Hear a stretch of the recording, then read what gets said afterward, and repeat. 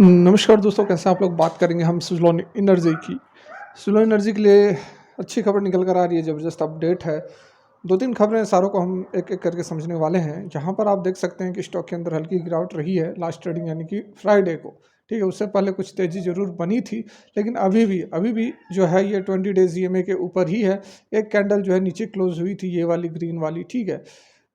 Close क्या हुई थी, ओपन ही हुई थी इस लेवल से, ठीक है। 20 डेज से नीचे ओपन हुई थी, लेकिन अपर सर्किट लगी तो ये 20 डेज के ऊपर क्लोज हो गई। और इसका हिस्ट्री है कि जब से इसने रैली दिखाई है 20 डेज से, देखो 20 डेज से नीचे कभी क्लोजिंग नहीं हुई, देख सकते हैं आप।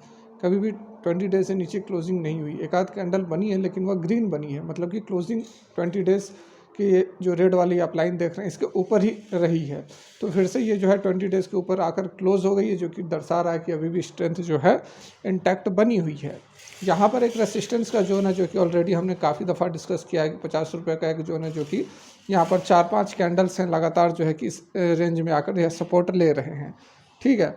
सपोर्ट नहीं, रेसिस्टेंस ले रहे हैं, क्योंकि प्राइस जो है वह नीचे है, तो 50 रुपये पर आकर ये रेसिस्टेंस फेस कर रहे हैं, ठीक है।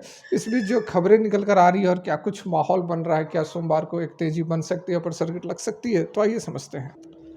तो यहाँ पर आप देख सकते हैं पावर इंडेक्स पर हम आ गए हैं। बीएसई की जो पावर इंडेक्स है उसमें आप देख सकते हैं कि लास्ट जो ट्रेडिंग मतलब फ्राइडे को हुई है उसके अंदर गिरावट है। तो ये जो हमारा पावर इंडेक्स है इसमें यदि गिरावट रहेगी तो बाकी अदर पावर सेक्टर की जो भी कंपनियां उसके अंदर गिरावट रहेगी ही। निफ्टी बैंक निफ्टी में तेज़ी ज़रूर थी, लेकिन हमारा जो सुज़लोन एनर्जी है जिस सेक्टर से बिलोंग कर रहा है उस सेक्टर का किस तरह से माहौल बना हुआ है, पॉजिटिव है, निगेटिव है, बुलिश है, बियरिश है, उसको हमें देखना होगा, उसको उस पर फोकस करना होगा। तो वही चीज़ यहाँ पर आप देख सकते हैं, पिछले 2-3 दिनों से जो इंडेक्स में तेज़ी थी तो सुज़लोन भी भाग रहा था। उसके बाद कल के डेट में यहाँ गिरावट हुई तो सुज़लोन के अंदर भी गिरावट हुई है, और ये भी एक रेसिस्टेंस ही बना रहा है। देख सकते हैं 6600 पे एक रेसिस्टेंस का जोन बना हुआ है इसके लिए भी, तो इसको भी पार करना बहुत ही ज़्यादा ज़रूरी है। तभी हमें जो है बड़ी रैली देखने को मिल सकती है, या फिर हम बात कर ले सुज़लोन एनर्जी की, या फिर हम बात कर ले एनएचपीसी की, क्योंकि सारे जो स्टॉक्स है वो पावर सेक्टर से ही बिलोंग कर रहे हैं। यहाँ पर देखिए एक्सपर्ट्स की यदि हम बात करें तो क्या कुछ कहना है। Strategic approach for buying on dips is advisable for support levels. जो भी सपोर्ट लेवल है, या फिर 45 रुपये हो या 50 रुपये हो, तो वहाँ से जो है बाइंग की जा सकती है। ओवरऑल ट्रेंड जो है स्टॉक का वह अभी भी अपवार्ड है, क्योंकि जो हायर हाई और हायर लोज है वह लगातार डेली चार्ट्स के ऊपर फॉर्म कर रहा है। फर्दर री by the strong trading volume. Volume भी काफ़ी अच्छा है और एक बुल ट्रेंड को यह दर्शा रहा है। शॉर्ट रन के अंदर there is a potential for a new all time high. If the price अगर 50 रुपये को पार कर जाता है तो एक नया ऑल टाइम हाई देखने को मिल सकता है, जैसा कि ऑलरेडी हमने डिस्कस किया है। रिलेटिव स्ट्रेंथ इंडेक्स जो है कि 56 पर है, जो कि एक कूल ऑफ हो चुका है, ना ही ऊपर है ना ही नीचे, बीच में ट्रेड करता हुआ नजर आ रहा है। 50 दिन का जो मूविंग एवरेज है वो 42.5 पर अभी बना हुआ है, जो कि एक क्रूशियल सपोर्ट लेवल की तरह एक्ट कर रहा है। वाइल इमीडिएट हार्डल जो है वो 50 और उसके बाद मतलब वही 50-50.5 रुपये का बन रहा है। इन्वेस्टर्स को एडवाइस किया जा रहा है होल्ड करने के लिए अपने पोजीशंस को। इम्प्लीमेंटिंग ट्रेलिंग स्टॉप लॉस लगाया जा सकता है 42 के लेवल पर। Considering potential replacement in the stock price, it is recommended to contemplate buying on dips around 44-43। मतलब बाइंग ऑन डिप्स पर गिरावट होती है तो आप माल उठाइए 44-43 रुपये के आसपास, ऐसा कहना है मार्केट एक्सपर्ट्स का, ठीक है।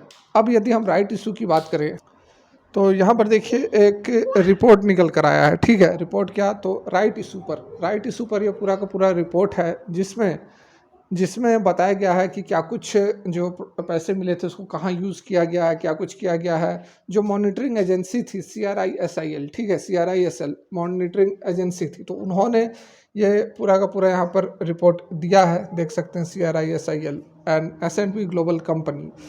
तो क्या कुछ यहाँ पर हमारे काम की चीज़ है। वैसे तो बहुत सारी बातें हैं, लेकिन जो चीज़ हमारे काम की चीज़ है वो आप यहाँ पर देखें तो आपको ज़्यादा अच्छी तरह से बातें समझ में आएंगी।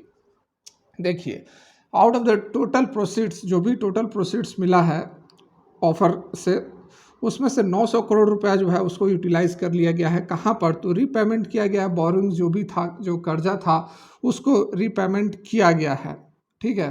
और 583.3 crore during the quarter ended 31 2022, मतलब कि 31 दिसंबर 2022 का जो क्वार्टर था उसमें 583 करोड़ पेमेंट किए गए हैं। 316 करोड़ मार्च इंडेड 2023, मतलब उसके अगले क्वार्टर में 316 करोड़ का पेमेंट किया गया है। उसके बाद नोट 2 में देख सकते हैं कि 5.52 करोड़ जो है वो receive by the company during the quarter ended December 31 2023, मतलब कि पिछले क्वार्टर की बात की, पिछले साल की जो क्वार्टर दिसंबर का था उसकी बात की जा रही है।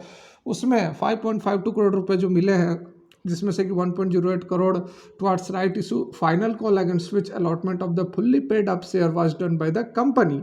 The balance 4.43 crore was the amount interest, जो इंटरेस्ट बाकी है, मतलब उस इंटरेस्ट के तौर पर 4.43 करोड़ रुपए मिले हैं। और फाइनल नोट यहाँ पर नोट 3 पर यदि आप देखें तो अभी भी जो है 8.54 करोड़ रुपए बाकी हैं जो राइट इशू में पार्टिसिपेट किए थे और अभी तक पेमेंट जिसका नहीं आया है। तो company plan to send further reminder notice in quarter for financial year 24, मतलब कि अगला जो हमारा क्वार्टर आएगा उसमें फाइनल कॉल यहाँ पर 8.8 करोड़ रुपए के आसपास जो है वह बाकी है, जो कि अभी मिलना बाकी है। यह भी एक अच्छी अपडेट है कि कंपनी को अभी और भी राइट इशू से पैसे मिलेंगे।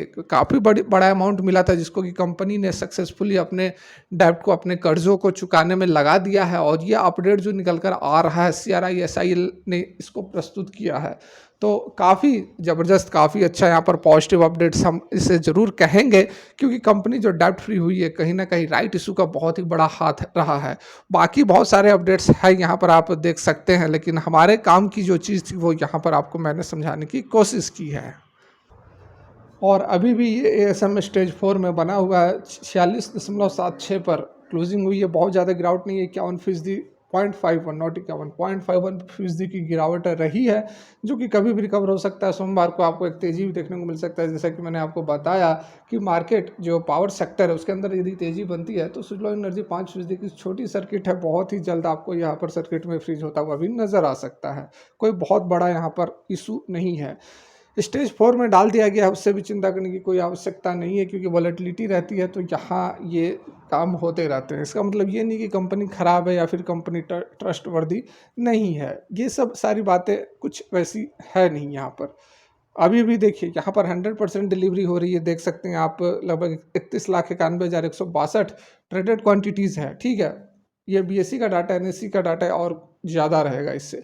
तो उसमें टोटल की टोटल डिलीवरी में उठाई गई है, मतलब कोई भी इंट्राडे नहीं कर रहा है। इसका मतलब क्या हुआ? इसका मतलब है कि स्टेज 4 में स्टॉक आ गया, तो जो इंट्राडे की जो ट्रेडिंग है उसको बैंड कर दिया गया है। तो जो भी यहाँ पर ट्रेड करेगा वो डिलीवरी में ही ट्रेड होगी। और देखिए, जब डिलीवरी में ट्रेड होगी तो वॉलेटिलिटी बहुत कम होगी, क्योंकि आप बहुत बड़ा अमाउंट ले नहीं सकते हैं, लीवरेज आपको मिलेगा नहीं। तो वॉलेटिलिटी जो होता है उसको रोकने का एक तरीका है ASM 2143 जो भी है, ठीक है। तो ये सेफ गार्ड के लिए किया जा रहा है, आपके हमारे सेफ गार्ड के लिए ही किया जाता है। इससे कोई चिंता करने की आवश्यकता नहीं है। वीडियो अच्छी लगी हो लाइक कर देनी, अच्छी लगी हो डिसलाइक करें। Thanks for watching, have a great day.